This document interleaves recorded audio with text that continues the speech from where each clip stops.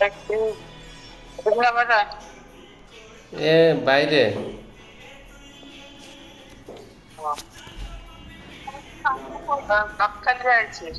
হ্যাঁ। গদখালি। ও তা আমার তো আমার শ্বশুর বাড়ির এলাকা তো তাহলে ওইদিকে।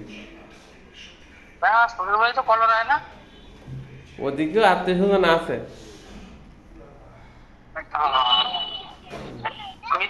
মিজানের সে গাড়ি পিছিয়ে দেখছি, মিজানের গাড়ি দেখে ও তাই।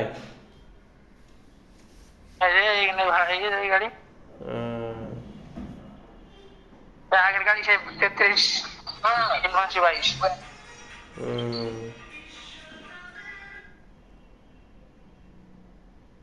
কি অবস্থা, কিছু বাসায় নাকি হ্যাঁ। না ডিউটি দিন? ডিউটিতে। ডিউটি দিন আবার নাই?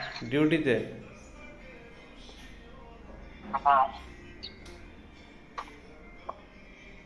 কি অবস্থা কি? ওই ইসলাম চা কি মারা গেছে? হ্যাঁ।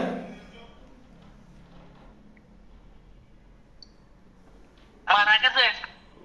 কি হয়েছিল? স্ট্রোক করে না? উম, এখন তো এখনো মরলেই স্ট্রোক।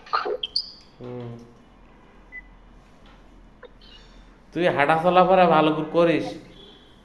তুই তো মোটে হাঁটিস হ্যাঁ না। তোরও তো ব্লাডে চর্বি জমে গেছে। হ্যাঁ হ্যাঁ, মাঝে মধ্যে পাহাড়া বন্ধ না করে। তোরও তো রেড সিগন্যালে আছে, তুই হাঁটা চলাফেরা করিস তাই বলছি। হ্যাঁ, একটু হাঁটাফেরা করতে হবে, না করলে আনলিস্টেড বেরোই না, এটা তো ক্ষতি, মারাত্মক ক্ষতি। হুম।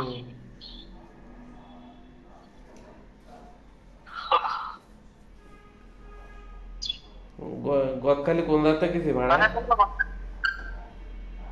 ও সামনে বছর বিদ্যুৎ অফিসের এই বিজিএম হয়েছে, লাইনম্যান হয়েছে, দুজন সুপারভাইজার, মোট 4 জন নিয়ে বেনাপুর গেল, গদখালি আসছে, আর এখন রাখবে ঠাকুরদারি।